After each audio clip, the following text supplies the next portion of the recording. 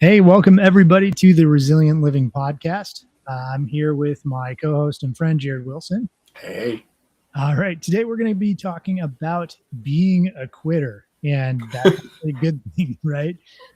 So we all are used to being told, don't be a quitter, don't quit, keep going, work harder, etc.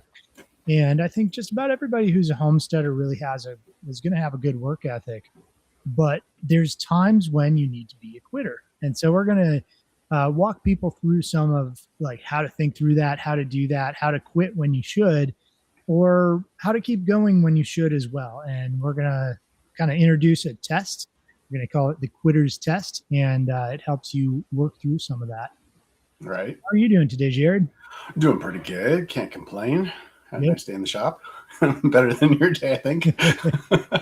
Yeah, it was long, hot, and involved some attics and crawl spaces and roofs. Yeah. Anyways, glad that part's over. Sure. So, well, I thought we could kick things off with a couple of different quotes and just kind of talk them through. Yeah, I like your quotes. Those are good. Before we introduce the quitter's test. So Wendell Berry said, good work finds a way between pride and despair. Ooh. Yeah. Because, this is especially true for me as somebody who puts things out on YouTube. Right. And Sure. is an expert. Yeah. Right. I hate that. Yes. Whatever that means. Self-declared, I guess. But, when I do something, if it doesn't work well, I really kind of need to eat it and admit to it, or say, here's the tweak I learned that is required to make this work right. Absolutely. So I think there's a lot to being not prideful, being humble about it, but also not being in despair so that we give up when we shouldn't. Yep. Absolutely. Yeah. So, yeah, I've seen either end of the spectrum a lot with clients where it's, the sunken cost fallacy or the sunken time fallacy, I guess, maybe in some cases, where it's, I really want this to work, or I thought this was going to work and I've put time and money into it and I'm just going to keep going. But there's the other side of that, which is like, I've also seen people basically, well, that thing didn't work and I'm going to just chuck some dynamite at it and blow it up. Right. And it might just need a little tiny tweak. Yeah. Yeah. Oh, yeah. A lot of the comments I get on YouTube of that doesn't work. Oftentimes it's because a person doesn't understand the little tiny tweak that they need to make for their given situation. Based on physical location or, whatever their caveat is. Yeah, absolutely. So, what did you see any of the other quotes that really stood out to you? I always like Buckminster. Yeah, he was genius, and hiding quotes in his patents was pretty funny as well. So, I think I just put one on there. Do you want to read that one off? Oh, sure. You go find it. You never change anything by fighting it. You change things by making them obsolete through superior technology. Yeah. And I would kind of modify that slightly because I don't see it necessarily being superior technology. They can be superior in a lot of different ways. And sometimes it's by reverting back to something that's more stable and more grounded and less technologically based. Yeah, I think what he was doing was using technology in a little bit of a tongue-in-cheek manner. I think so, yes. Like, for example, a gravity chicken feeder could be considered technology, right? Or in my case, I call it automation. I call it dumb automation. Because gravity always works. Right. And so sometimes it's a matter of simplifying it. And I think he was being a little bit cheeky with the word technology there. Yes, I think so. So Peter Drucker made a comment or made a quote that's attributed to him where he said, "There is surely nothing quite so useless as doing with great efficiency what should not be done at all." And that's like talking to a lot of engineers, that's the worst thing is like we're finding that engineer, you know, in an engineer's bane. How's that work out? It is we're finding a device that should never exist in the first place. Right. Yeah. And how often do we do that where it's like we could put our effort towards something better and so we've gotten really efficient and really good at something that doesn't give us any meaningful return. Yeah. Right. So yeah, I think finding that thing that we're doing or the things and realizing that we can take that, if we take that thing away, we have space for something else. Right. And that's because we've talked about it, the commodity aspect of our time being like we're spending our time doing these things that we'd be better served doing something else. Exactly. Yeah. And I think we hit that pretty hard in the project debt podcast we did a couple of weeks ago. I think we're so prone to do that. If we have open space, we want to fill it because we think if we're not doing something, we're not getting things done. Right. And I think our society has created, really a situation where when we're working, we have to look like we're working, right? Like, yes. I remember this story about, I forget who told it to me. I don't know if it's some popularized thing or just some person who was telling me about it, but I remember hearing about somebody who worked on a factory floor, and the foreman had gotten really good at walking in such a way that it looked like he was moving fast, but he wasn't.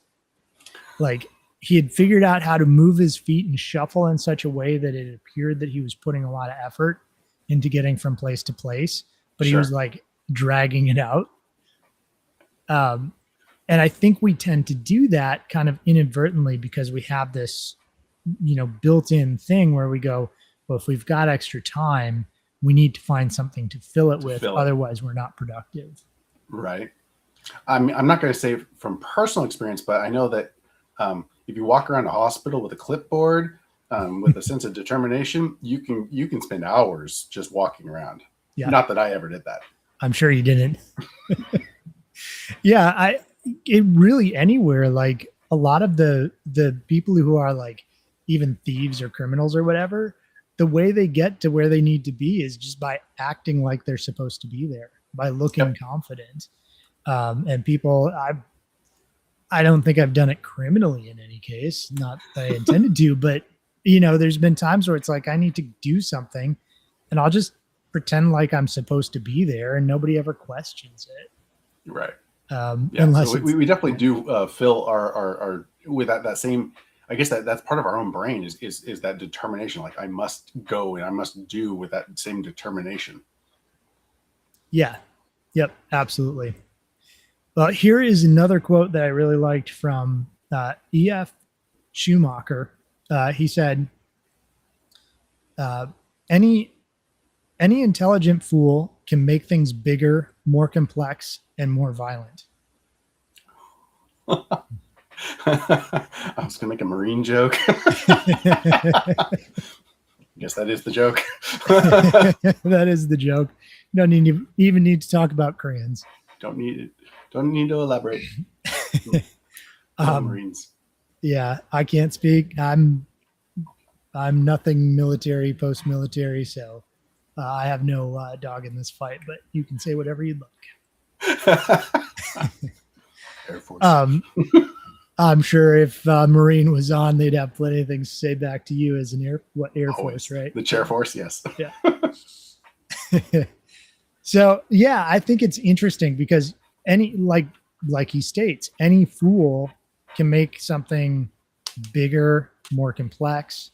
It's kind of like the quote, I don't know who it comes from even, but the essence of brevity is the essence of wit. Oh, yes. Because you can just reapply that to homesteading.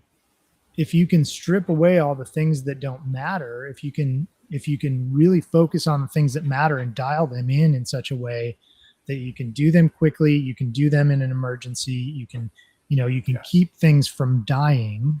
And even if there's a really hard situation, even if it's not ideal, but you can pull away temporarily, things like that. Building in redundancies and systems that are resilient is really important. Yep. Well, and kind of like the way that you approach doing a critical infrastructure solar setup. If we approach a homesteading from that same perspective of isolating things that are inherently necessary, and we really focus in on getting those systems set up and functional and reliable before expanding into the fun things. I mean, I was thinking about you see all the homesteads on YouTube or what was the Pinterest. Pinterest, that used to be a thing, right? That it was this idealized thing, and it really created a false sense of what it should be. We've got some weird sounds going on in the background. I do. You do? Yeah. Is that any better? That sounds a little bit better, yeah. A little bit better. I'll try to keep the mic closer and talk louder. For those who don't know, I am sitting in a hot box, which is a camper that is my office, trying to run one air conditioner that is not even keeping up, and it's making some weird noise in the background. So sorry, everybody. But yeah, does that sound better, Jared? It does. Okay, cool. So Sepp Holzer once said, observe, listen, hear, taste, smell, feel nature's wonders. And the way I think of applying this is, we talk about observe and interact as being one of the principles from Holmgren. Yeah. Where you sit and you observe and you interact, and then you interact. You observe first, you listen, you hear, you taste, you smell the wonders, and then you interact, because God has already put these things in place in a way that we can imitate and make better than nature does it. We can actually enhance nature by following the pattern that's already there. Yeah, sure. And that way we're not doing things that we shouldn't be doing. And it also helps us understand what we should quit, where we should be a quitter. Yeah, we're not fighting against, voting against the goads, as it were. Exactly. All right. So I'm thinking maybe we introduce the quitter test. You ready for that? Yeah. All right. So I'm going to give the bullet points of what the steps are, and then we'll kind of fill in the gaps after that. So I like it. How this works is there are 5 different steps or 5 different things that you could put your project into as far as a bucket is concerned. And so determining which one is going to be where you want to go and how you kind of determine what you're going to do with it.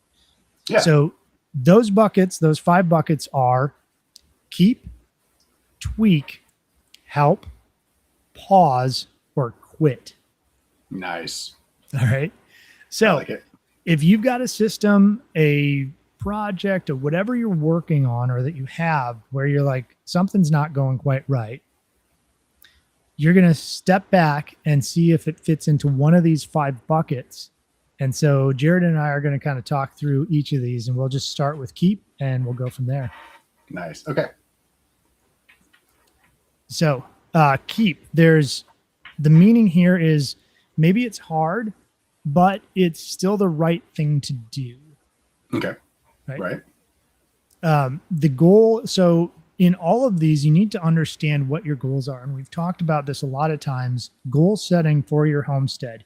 Do you want healthier food, water resilience, safety and security, insulation from overreach? What are your primary goals? Yeah, you're in prioritization of it. Stack them, 1 through maybe 5 or 6 of these are my goals, and I've set, these are what we're specifically setting. Yep. And so then when you look at the thing you're doing, you can say, should I keep it?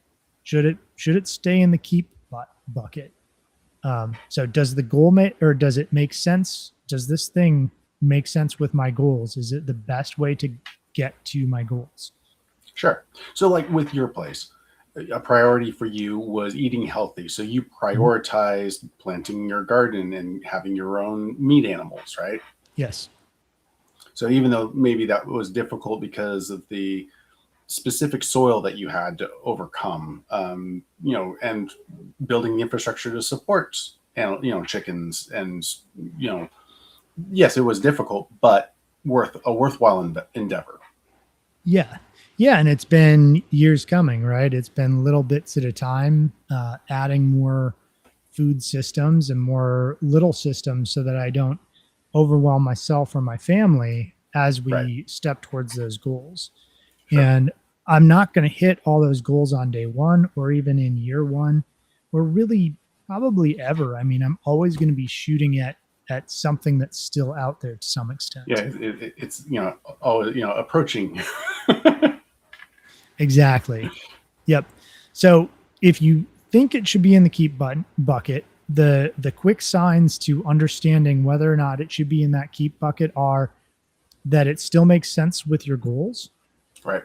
that the progress is real and you can actually make progress on it, and that the next step is obvious. So you need to know what the next step in it is. That's a cool distinction, that the next step is obvious. It's like, yeah, obviously I'm going to do this, and progressively. That's a really tangible takeaway. Yeah. And if the next step isn't obvious, you might fit it into one of the next buckets. So we Sure. talked about tweak, help, pause, or quit are the next 4 buckets that we're going to talk about. So it might fit into any of those if the next step isn't obvious, but likely if it still fits your goals and the progress can be real, but you don't quite know what the next step is, maybe it's just a matter of tweaking it or bringing in help to help you get kind of past that hump. Sure. So what would be some good examples of a system maybe that some of you've helped in the past who's needed to just tweak, or hey, they reached out to you, they needed help? Yeah. A good one is like, just because it fits so many homesteads, just about everybody has like chickens or ducks, right? Always, it's ubiquitous. Yeah. And a little tweak about where and how you keep water can make a huge difference between, anaerobic, disgusting smells, diseases for your birds, etc. Right. Right. So I do deep litter in my coop and in my run, but I never put water in my coop. Because if I put water in my coop, well, I've got these kind of nipple bowl water. Well, they have to stick their beak down into it to get it to, yeah, I've seen those. Those are good. And for chickens, sometimes you can get away with those in your coop. I still don't recommend it, but sometimes you can. Sure. If you introduce ducks, you absolutely cannot, because they will just constantly fill those cups and then do their little thing with their beak or their bill.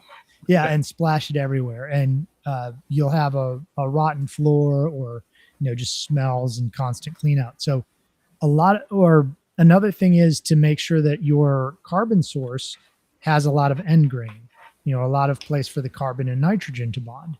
Right. So like straw is a bad low end grain thing. Wood shavings are a low end grain. So there's not a lot of place for those things to bond. And so they'll become saturated and smelly, and you'll be cleaning your coop out constantly. Yeah. So these little tweaks that we can make, I can come to somebody's property and go, okay, yeah, you've got like 95% of it, but this little tweak, and you can go from cleaning your coop out like once every week to once every year or two. Wow, that's a big impact. Yeah, and you don't have smells, right? So, and it could just be moving from straw to wood chips, or moving your watering from inside the coop to just outside the coop. Sure. So yeah, I guess that would be an example of keeping, and that's the tweak, right? You just tweak a little bit. Yeah. If you run into anything, even if it's not specifically homestead, maybe it's preparedness, like a tweak in mindset. Oh, yeah, right. I've done several tweaks on kit. Guys will come in with, plate carriers or something like that, and I'll talk to them about it. I'm like, well, how often do you actually wear this? Oh, well, I only wear it, once a year, or when I'm required, basically. Mm-hmm. I'm like, okay, so you're not actually walking in this. I'm like, look at where your arm rubs against these buckles. If you actually go out hiking with this is going to rub the inside of your arm raw. You're going to be just in a world of pain really fast. So let's modify this. Let's shift this further forward or further back so that it clears better. Hey, let's move the radio. So instead of being here, it's maybe on the front of your chest. You need to be able to access this to change channels. So don't hide it on your back or something like that. So I do a lot of tweaks on kit, quite a bit. Same things with firearms. They'll come in and they'll have awkward placements or the grip angles wrong, and so I'll make recommendations based off of their physical, it's geometry. The length of their forearm is unique. The length of their their flexibility of their shoulder is unique, and so that puts their arm in a different place. So there's different grips to accommodate different angles. So yeah, cool. Yeah, so let's tear tweak apart a little bit. So the meaning is it's a good idea, but maybe a bad setup. Yes. Right. Like you're onto the right thing, but maybe you didn't understand something about that, or maybe your environment, maybe something I recommended. I'm in Tennessee, zone 7, right, and you're in Maine, zone 4 or whatever. 4, yeah, right. That's a world of difference. You're like, I can't put my water outside of my coop. Okay, fair, right? Yeah, that's not the people I'm typically talking to, so I'm not necessarily thinking of that. And so somebody in Maine might make a different modification that keeps water out of their coop, or they they may do something that helps, but they can't quite fully take on the idea that I had because I've got a specific location and specific requirements. Yes, sure. All right. So the quick signs that you're actually in the tweak button, tweak bucket. There you go. Button, is it's the wrong scale, location, timing, tools, or process. So it's a good idea. The setup is wrong. So that could be scale. It could be too big, could be too small. And another example of this is a lot of people see Joel Salatin tractoring chickens behind cattle. Yeah. Right. And that looks like a great idea. So people will get a little, chickshaw, like 10 chickens and pull them behind their 3 cattle that they run in the field. And what's not understood is that this scale of Salatin's system is these birds. There's so many of them. It's like zebra to a lion, right? Where the zebras blend into each other and the herd is what brings protection. Yeah. And it confuses them. Well, the same with a hawk. A hawk in nature is never going to see 500 to 1,000 egg layer hens. And so they're going to be overwhelmed and not know what to do with it. And so your attrition rate goes way down, even though you've got these birds essentially in open pasture. Right. And you throw 10 of them out there. Yeah. They're gone within a few days. That's it. And so there's these little subtleties to just about everything where, you could write a book just about all the little subtleties of one little system that somebody creates, and people do. And Joel Salatin has. And sometimes those subtleties don't come across well. Sometimes when I'm doing a video, I don't do a great job because who's going to watch me talk for 2 hours about all the ways that, in your situation, it may or may not work because of fill in the blank. Yeah, nuance. Yep. So that's where, looking at your situation, maybe think about how you can tweak it just a little bit to improve the outcome. And so, scale, maybe the location isn't good. Yeah. Another one I really love is using chickens and gardens together and swapping them, year after year.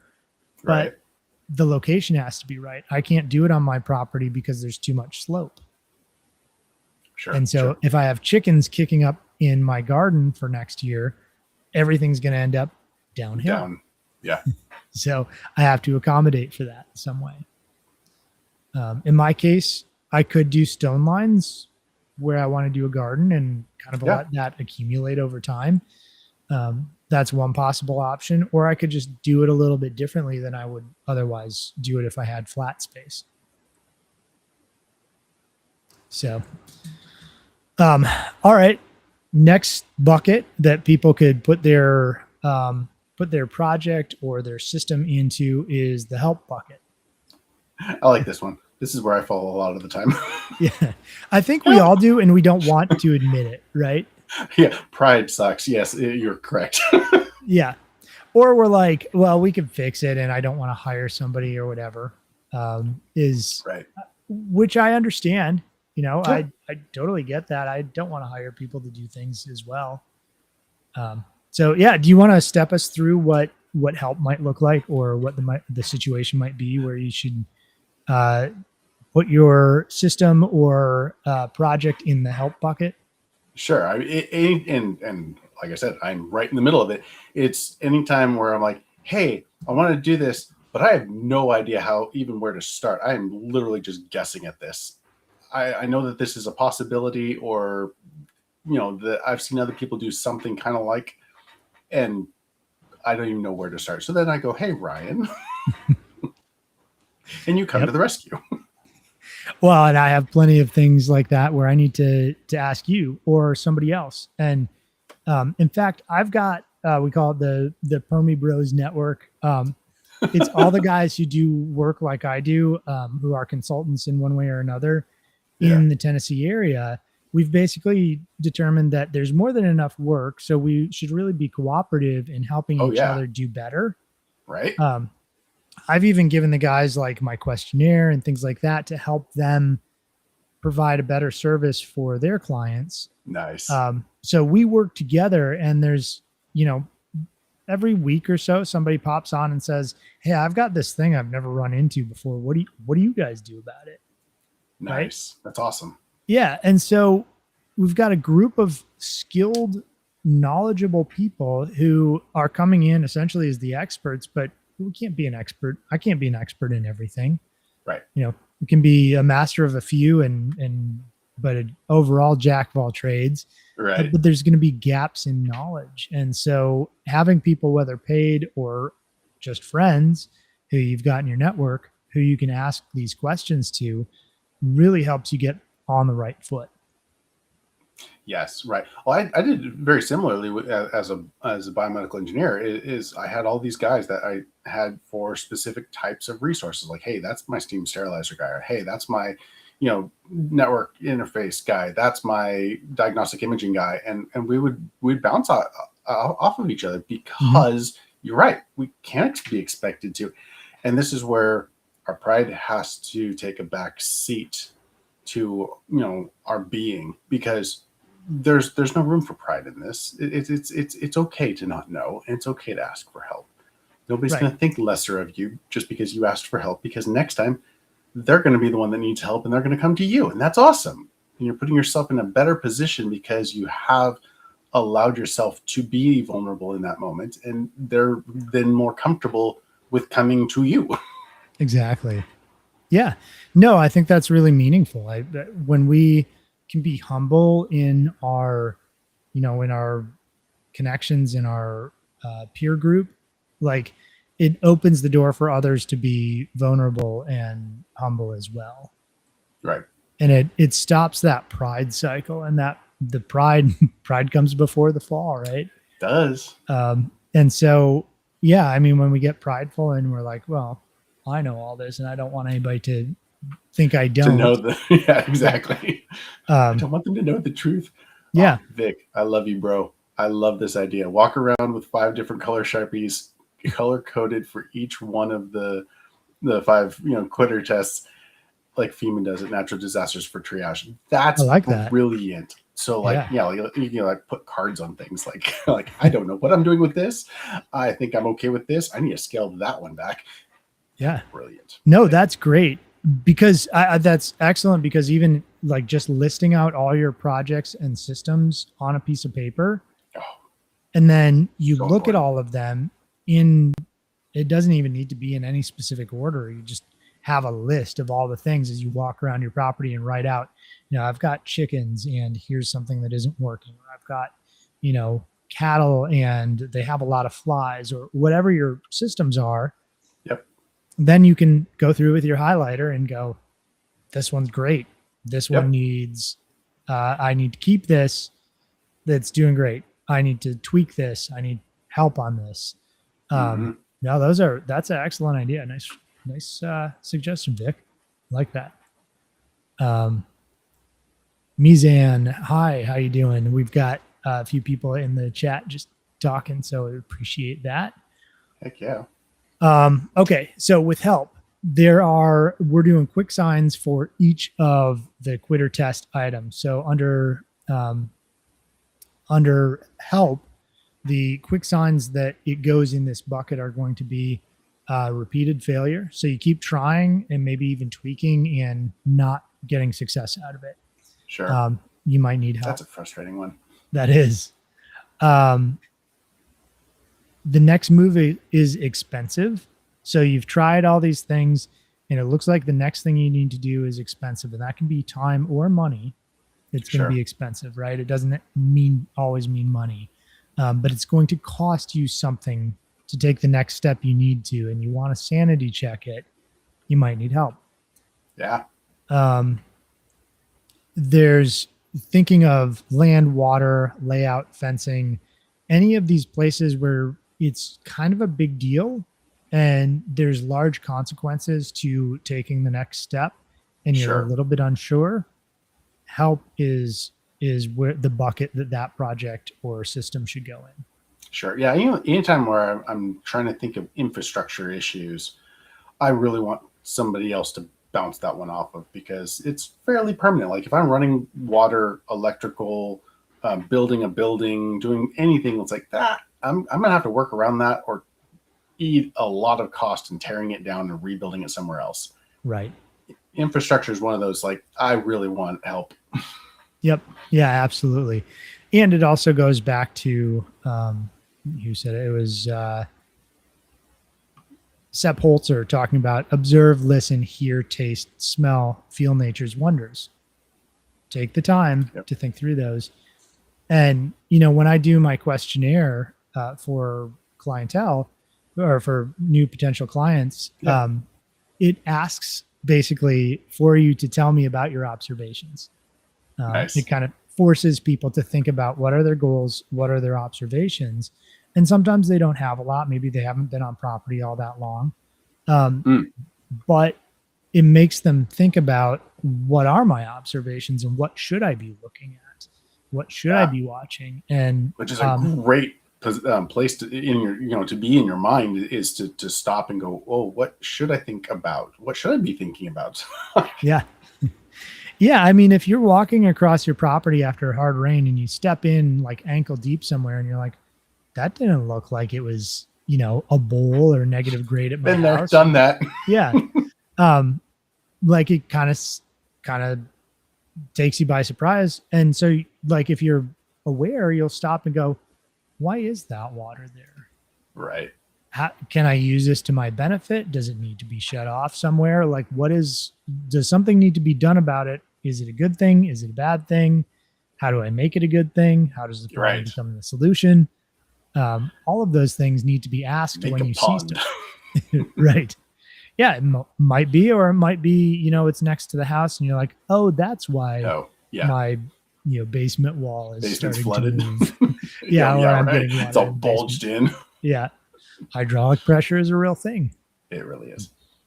So anyways, so this is going to be, so in the help bucket, it's going to be a good idea, but you're guessing at it, right? Or you're guessing at it. You've gotten past the Dunning-Kruger curve of having extreme confidence.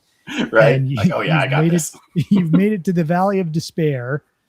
And you're like, you know what? I know I'm guessing. I should probably my guess might be great, but I should probably just bounce it off somebody who knows. Yep. So, and this is not entirely just a shameless plug. If you need help, reach out to either of us. We're happy to help you the best we can. And if either of us can't, we know other people who oftentimes can. So exactly. all about community and, knowing the right people and getting people connected. Absolutely. All right.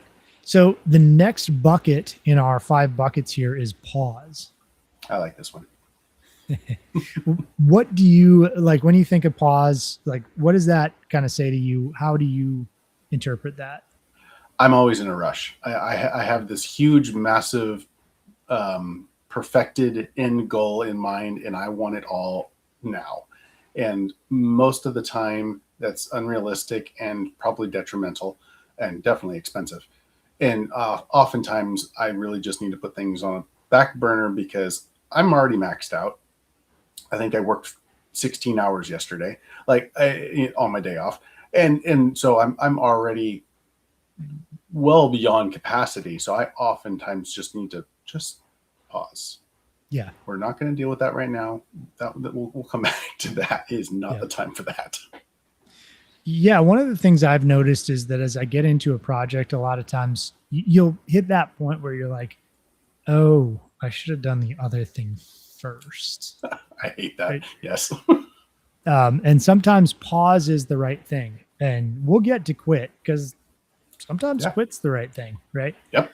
That's kind of the whole point of this podcast, but sometimes pause is the right thing. So the quick signs to understand if pause might be the right bucket for your project or system is you've got too many open loops. So we talked about, project debt, having too many things that we're trying to do, and it actually means that we don't do any of them well. And one thing is taking away from another thing that's probably more important. Mm-hmm. So pause is a great place to put things that may be important towards your goals, but it's not the right time. Right. An example of that from my personal life is we got rabbits. Hey, we got rabbits for pets, essentially. And I figured, we'll function stack here. The kids can have some pets that they like, and we'll get some rabbits out of it. Yeah, we get fertilizer. They're inexpensive and fairly simple to keep. Well, kids, they love the rabbits, but they got kind of bored of them. Oh. And the rabbits were being put in tractors, which are okay, but if the kids are moving them and taking care of them, they're more likely to get predators in and things like that. Sure. And so we had some attrition with pet rabbits for a few different reasons. And part of it was I wasn't real engaged in it because they were supposed to be pets that my kids took care of. Right. And it's after we had the attrition with the rabbits, I realized it's probably not the right time. Maybe at some point we do rabbits, but for now, the infrastructure we have for rabbits, we'll use it for other things, right? Sure. So it's pause on that for right now because it wasn't the right time and season to do it. So, but yeah, the meaning within that bucket or the thing to think about is it's a good idea, but it's the wrong time for that idea. Oh, yeah. So any other thoughts on pausing systems? Any examples you've got from your life? Most of my life. Well, okay. So we bought the farm, right? Mm-hmm. And with all these great ideas and intentions. And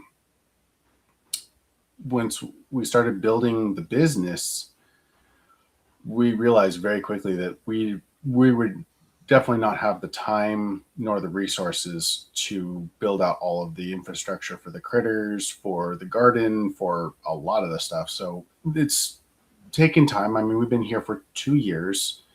We do have, albeit small, but we've got our garden in this year, which has been great. I've got a wonderful smattering of peppers, and we've got some watermelon growing, and just good fun things. And so that's been great. Great for the kids too. But pretty much my field has been on hold. I had some cattle run through it last season. I need to get something in it this season because the kudzu came back. As it does. It does. The kudzu does not press pause. Does not. Buggers.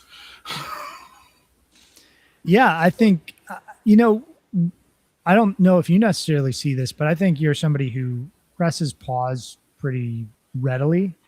Mm. And I know you took on the business, but you didn't like go and get sheep or goats or, Yep. you know, chickens or start a giant garden. You've taken things on carefully and slowly, and you've pushed pause on a lot of things that truly are good ideas, but it's not a good season for you to do it. Sure. Well, and that came from years of not pressing pause and doing all of the things and burning myself very much into the ground. Yes. In my former life, you know, I was working entirely too much, and I came home, crawled into bed, and then crawled out of bed without ever even seeing the kids, and was back at work and was doing that 6 days a week. And yeah, that wasn't sustainable. And I was determined to not make the same mistakes again. Yep. Yeah. It's so important. I'm running into that balance. And I think we all do. I mean, oh yeah. Hence the term work-life balance, right? Yes. We all have to figure out how to balance between bringing in enough resources for our family and actually enjoying and being a part of our family. Well, and just like what we're talking about with the homestead itself, evaluating what is necessary for that life. Like, you know, I could bring in what is necessary and have a mansion, or I could bring in what is necessary and have, you know, a roof over my head and some food on my table. There's definitely different delineations there, and figuring out where we want to be as far as how much time I have to spend to make the money with that degree of lifestyle. It has been difficult for us to figure out, but I think we're getting it dialed in. Yeah. No, absolutely. And I think one of the other things to think about with what you're talking about there is that we've got, you know, in trying to, I've got a kiddo joining me. Hey, kiddo. Hey.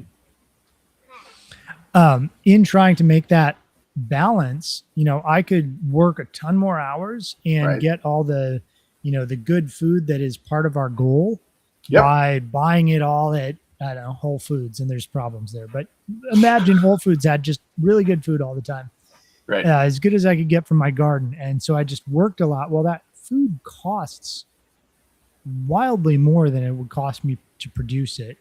Plus, I have to pay taxes on the income and, you know, maybe more gas money, more other things, right, before I can get to the food. And so I have to work way harder and way more when I could actually be enjoying my own property and enjoying my own family, enjoying being there and doing that rather than, you know, being off somewhere, making more money so that I can buy the thing at Whole Foods. Exactly. And so I get to be at home and enjoy being at home. And it's still not as much as I'd like. I'm still trying to figure that balance out.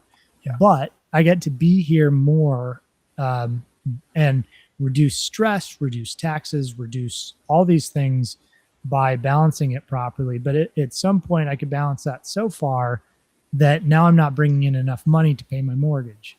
Yeah. Right. Yeah. So yeah, it's always a balance.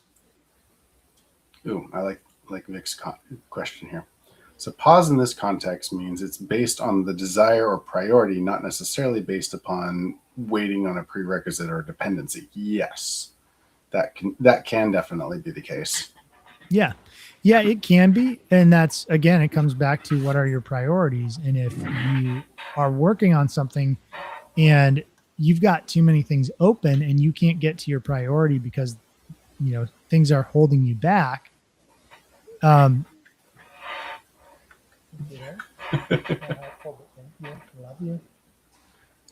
Somebody's making noises in my ear.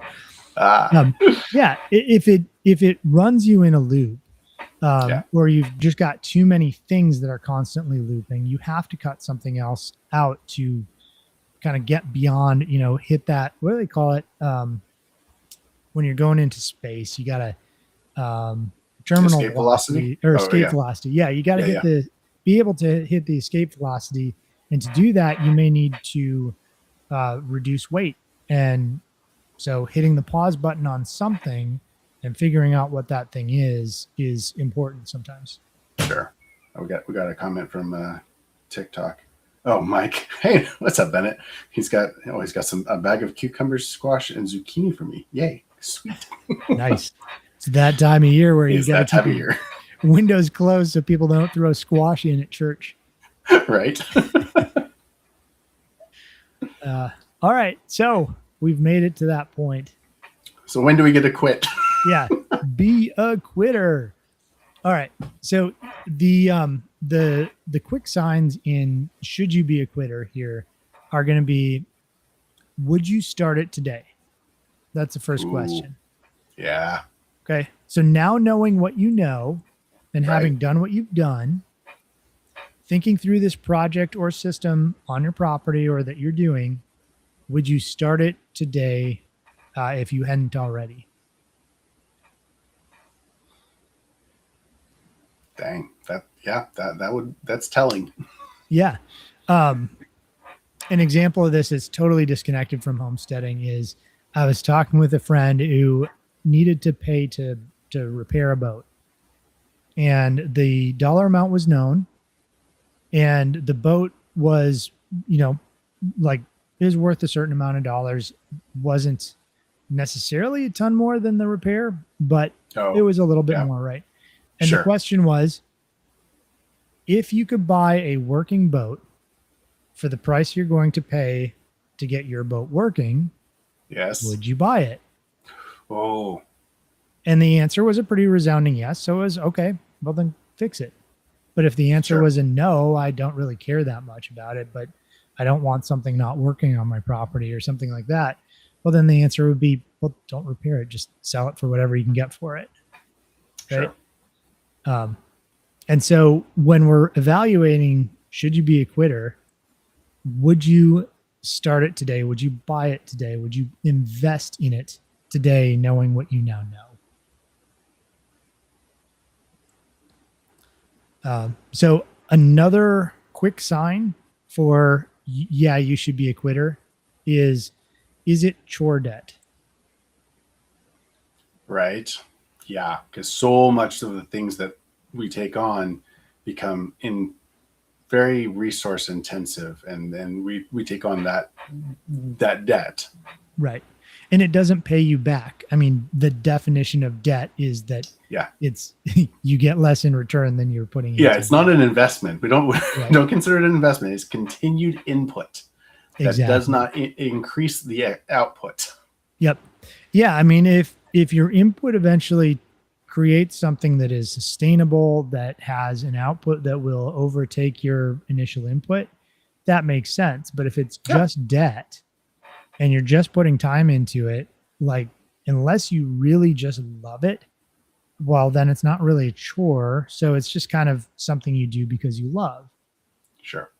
Let's see. The next quick signs that you should quit or be a quitter is pride the only fuel left? Ouch. Yeah. It's like, but I've already done so much. I've already built so much. I've already spent so much. I got to see it through. Right. Or, it could be that, or it could be, I showed my friends that I'm doing this thing and they all thought it was cool. Yes. And then I realized I already told everybody, and they're they're going to think less of me. Right. Yeah. So there's a few ways to look at it. Is pride the only fuel left? Sure. So, put those things together, and with, you should be a quitter if, you would not start it today. It creates chore debt, or pride is the only fuel left. And in this case, in this bucket, you've got, it's a bad fit, it's a bad return, or it's a bad burden.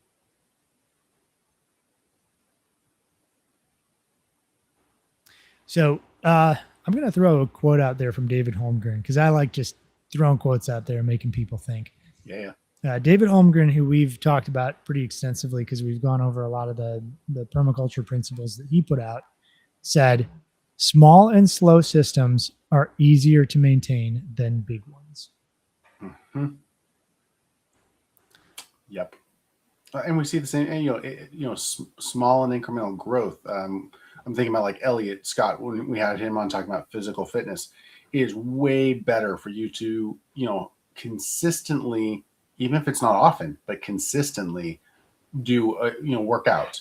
Mm-hmm. You're going to see better growth than like, I'm going to go to the gym. You go to the gym that one time, you work out so hard, and then you don't go back for like 2 months. That's not going to gain you anything.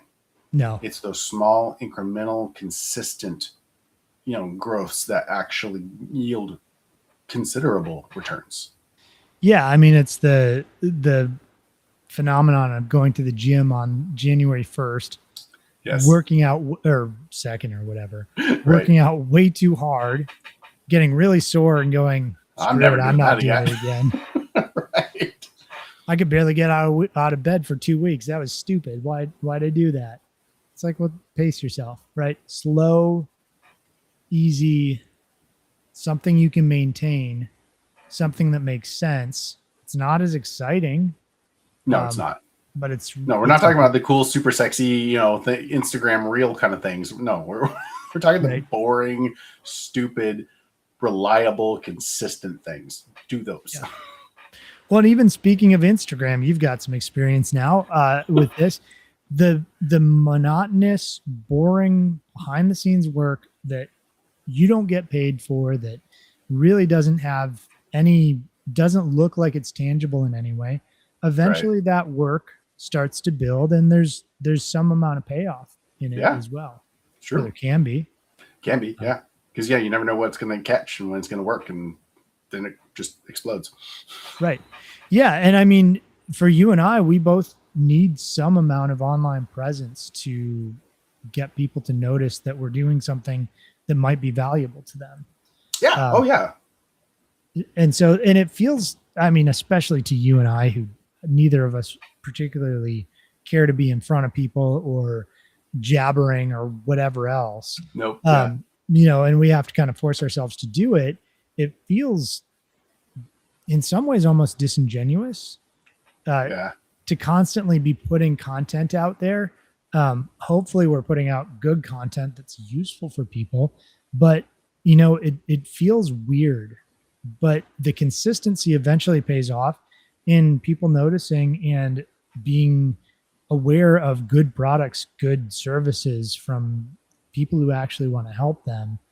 And it always takes time. It always takes that effort. Mm-hmm.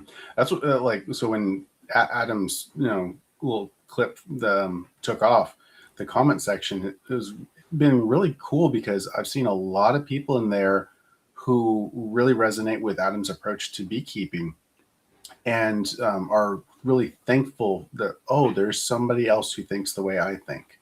Yeah. And so if for no other reason, for people to feel heard and seen, mm-hmm. I'm here for it. Let's go. And there's so many people who were complaining because of, and just like Adam experienced with all of the bee clubs, being shunned and being spat upon. The comment section, there was a couple in there that were nasty. There were some nasty people, mm-hmm. unnecessarily, very unnecessarily, and the logical fallacies were abounding like wildly. Right. It was kind of hysterical, but it was really cool to be able to go in there and speak into these people's lives and go, hey, no, we hear you. Go talk to Adam. Here's, go to beekept.com. Here's his handle, being kept, on Instagram. Go talk to him. That was great. Yeah. No, I mean, when we can point people to those other people who have taken the time to learn the thing, being able to shortcut some of these things, we had that, we've got, so let's just recap. We've got keep, tweak, help, pause, quit, right? Yep. And having that help, that somebody who, is an expert in that little field, having somebody like Adam Martin from beekept.com, who I recommend to every single client who ever says, I want to do bees. don't talk to me anymore. Just Just talk to Adam. Go talk to Adam. Like I can tell you that he's the person to talk to, and that's about it. Because he's figured it out. I was listening to, the little bits and pieces I could hear from my booth one time about him talk. And all I could think was, these are all the things I thought the beekeeping should be, and all the things I was told I couldn't do. And he's figured out all the little subtleties to actually do it. Right. Whereas like I had probably 90% of it. I was like, I think I could do it this way.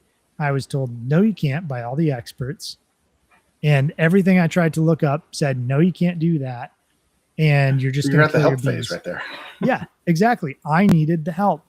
And Adam is that help, right? Yeah. And so we've got all these people who want to help others. And what's crazy to me is the people who will keep themselves in the dark out of pride, right? Oh, yes. Because we talked about this, like you're not quitting out of pride. Well, maybe you're beekeeping traditionally instead of the natural way that Adam teaches, and you won't quit because you've told so many people that they're stupid for thinking they could do it differently. And you should quit. Not maybe quit bees, but you should quit the way you're doing it. Mm-hmm. Right? Which in reality puts you back in that help bucket. You're just going out and seeking somebody who's actually figured out all the little nuances and subtleties to keeping them properly. Yeah. At least be open to having the conversation. Mm-hmm. Yeah. But I think what you're talking about, that anger and the pride, and they tend to go together, keep people from actually doing something useful. I get so many, I complain about it. I get great comments. There's great people out there too. But when I get a video that takes off, there's just, maybe it's bots, who knows? There's so many people who show up and they're like, that won't work. And it's like, I'm showing you it working, or that won't work in where I live. I'm like, okay, I know, or whatever it is, like that's stupid. Or you're late. Like the one that gets me is I've got this little gas pump that like you can put it on a gas can. Oh yeah. Yeah. And so you put it on basically any gas can. It's got a little impeller in it. It's got a auto shut off sensor, and you press a button and it fills your tank, right? Yep. Yeah. It just pumps it in. It's great. Yes. It's Chinesium. I can't get an American made version. Sorry. And most of the comments are, wow, you're lazy. You shouldn't even own a tractor. And it's like, well, instead of putting the thing like over my head at 45 pounds, and letting it kind of pour into a funnel and half pour onto my spills tractor all over the tractor. Yeah. Been there, done that. Yeah. Yep. And they're like, oh, just get a big funnel. Oh, you're a pansy. Or, it's like, maybe they're bots, but whatever. You're commenting, you're making my video get shown to more people. Thanks. Exactly. But the people who get stuck in like, their life could be a lot quicker, a lot easier by making this little simple, little investment. It's not about being lazy. It's doing things smarter, and people will just kneecap themselves because they're stuck on some stupid little thing that they can't get over.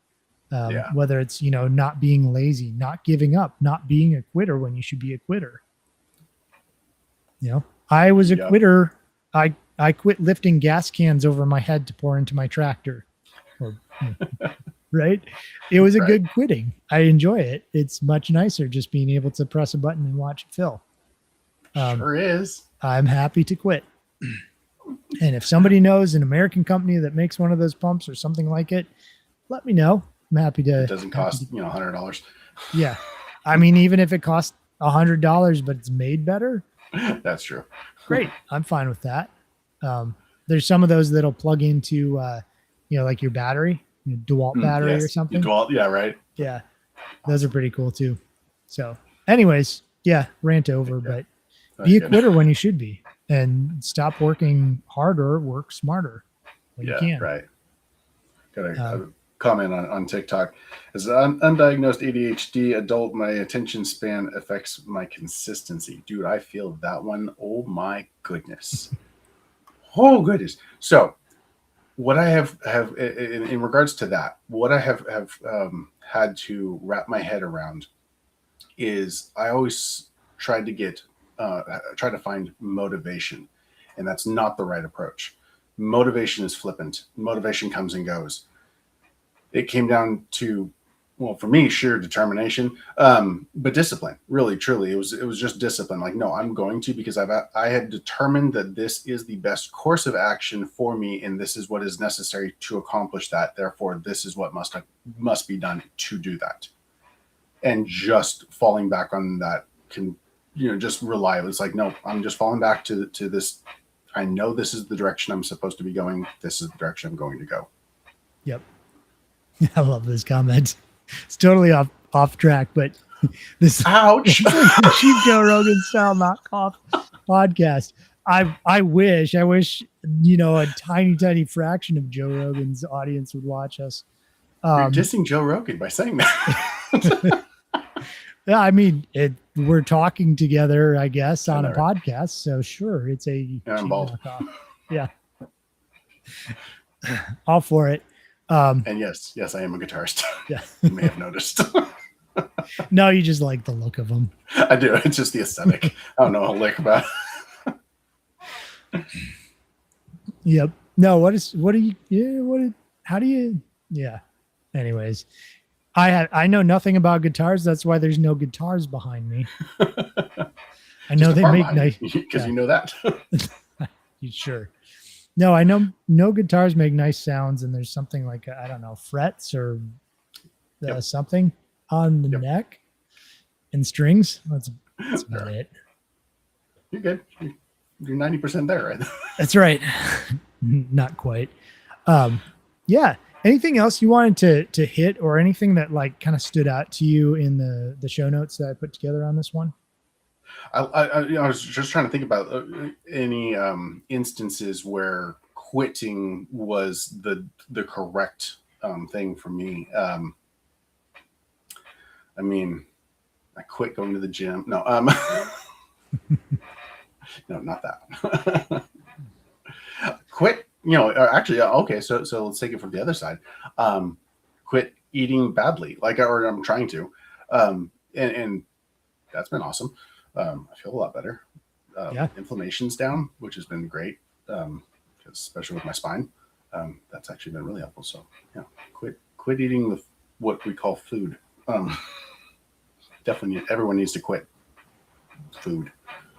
Food shouldn't have quotes. I went into a Dollar General today because I just needed like a water. Right? Oh, okay. Because I'm sweating on a roof and in attics all day. I'm like, I didn't bring enough to drink with today. And I'm looking down the aisles, and all I can think is, I don't see a single thing you could reasonably call food here. Oh, yeah, no. It's like, and people do their entire grocery shopping at Dollar General. I'm not trying to knock on anybody or be rude. It's not food. No, there's not. Nothing there, like literally nothing there. The closest thing I could find was like maybe beef jerky. But even that is like, I can't eat it. There's stuff in it I'm not going to eat. Exactly. But anyways, yeah. There's a lot of things we call food that it's not food. And not eating it, quitting on that front is great. I think one of the quotes that really stood out to me the most, I know I've already read it, but there's surely nothing quite so useless as doing with great efficiency, which should not be done at all. Yep. How else do you say be a quitter better than that? Nope. That sums it up real well. Yeah. So in summary for everybody, there are times when you should be a quitter. Working hard is something that I think probably most people who listen to or watch this podcast pride themselves on being hard workers, but make sure that you're being a hard worker towards your goals, and make sure that the things that you're working hard on are actually propelling you to that, getting you to that escape velocity and not holding you below that, event horizon, so to speak. Right. Yeah. Writing things down has really been helpful to me. It's like, this is my priority list. Mhm. These are the things that I really want to do, the top 5 or whatever. And what am I doing to try to accomplish each one of those things? And then anytime anything wants anyone, my time, my talents, my treasure, those are the 3 variables. Mhm. How does that fit into those? Am I helping to accomplish those things? Well, maybe then it's not the time for that. So maybe we need to, it's okay, but we're going to pause that. It's just not, time, or we'll keep it, but we're going to tweak it. Right. So, Right. Yeah, absolutely. I think that's a really great way to look at it. And writing down the goals, I was trying to find my my questionnaire so I could write, pull up. Here we go. Here's one. Pull up my priorities list or my goals that I help people walk through. And so some of these goals, just so people can have something to think about. On a homestead, these are typical things that people have as goals. Sometimes people fill in some additional, but healthier food and a healthier way of life. yes. Food security. Yeah. Water security. So that might be multiple ways to get water, multiple ways to filter water, greater independence and resilience. A slower pace or moving away from more rushed environment. Income from homestead products. So this is one that people really get stuck on. And I always say, try to reduce your costs first. Yes. Make the things you like, figure out what you're good at, figure out what your land grows. Don't always try to be making money, because you could probably make more money doing other things in most cases, until you find a niche that actually works really well for you. Yeah. Offsetting your costs is the best way. Well, penny saved is a penny earned, right? Right. And it's way more than that, because a penny saved, when you're a penny not spent is a better way to put that, is, it's like 2 or 3 cents earned essentially. Yes. Taxes alone will take care of that. Yep.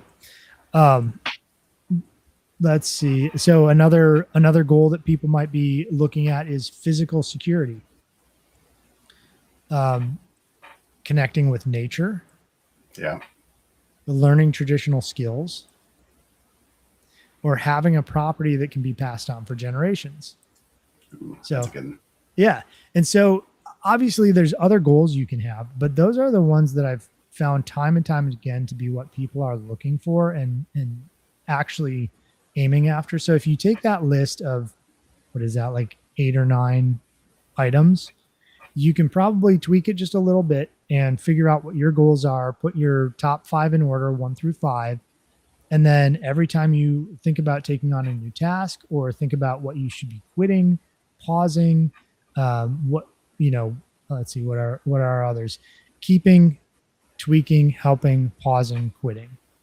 And so now you have a list of goals in priority, and you can determine whether you should be putting things, which bucket you should be putting in your tasks or your various systems that you've got already, or you might want to start. So that's how I would approach it.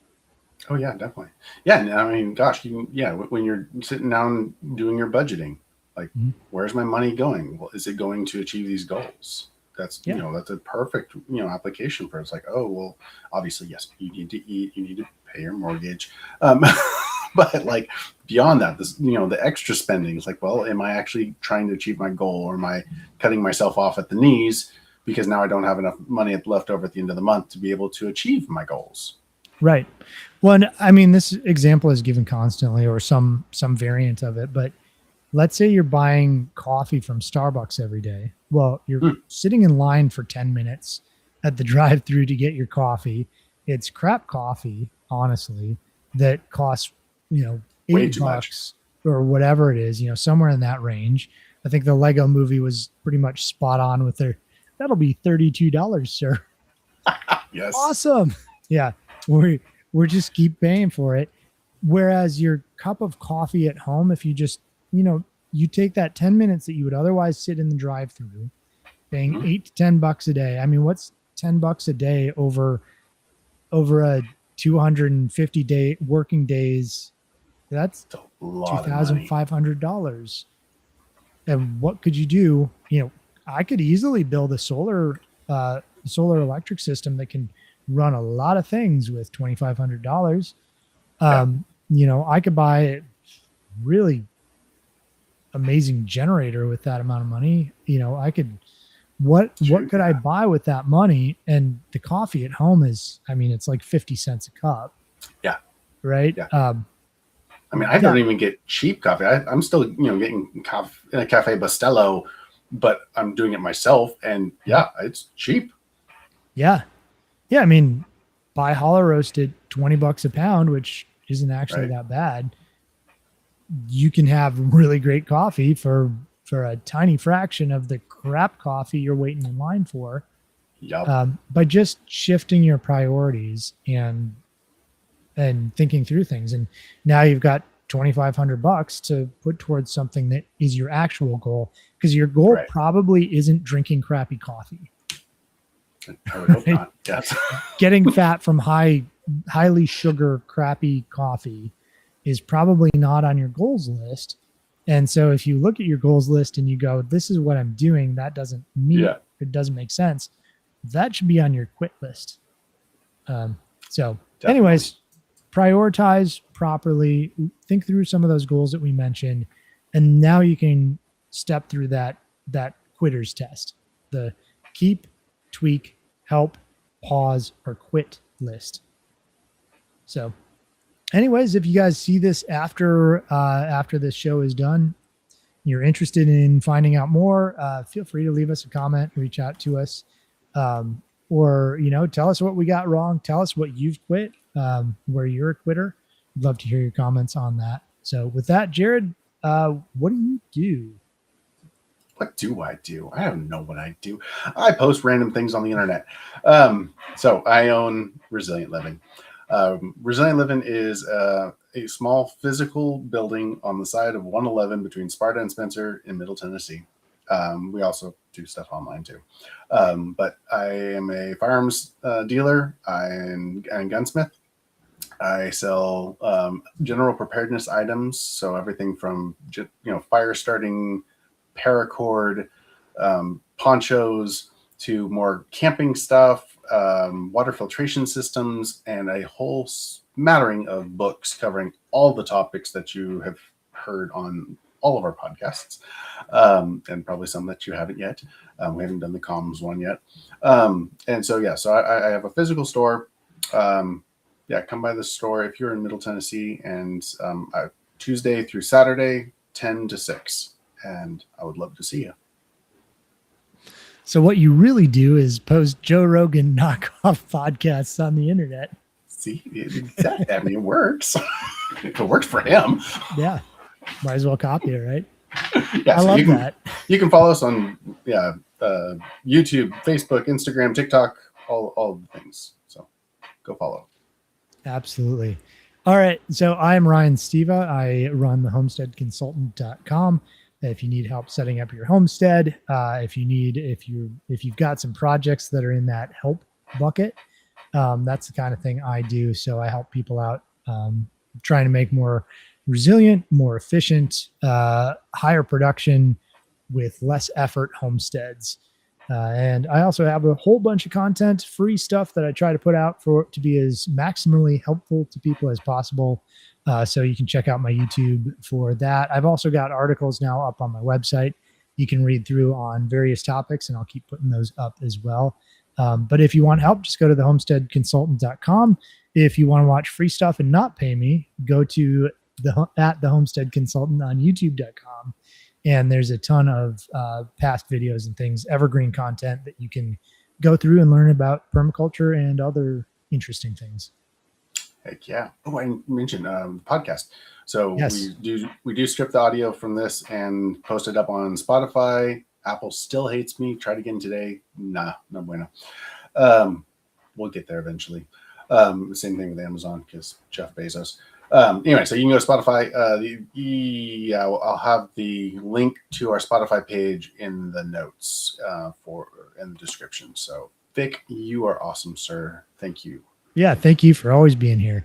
Yes. Yeah, if you want to listen to this while your phone is not, the screen is not on, so you don't have to watch it on YouTube or deal with ads or whatever else shows up. Right. Go to the. We should have, Jared. We've got a Spotify link in the description, right? So you can go subscribe on Spotify for now until we get onto iTunes, and you can listen with the screen off, doing your gardening or driving to work or whatever you're doing. You don't have to watch us on YouTube anymore. Yeah. All right. Thanks everybody for being here today, and just a reminder to go out and be a quitter. That's right. See you next week. Bye, everyone. Unless we quit.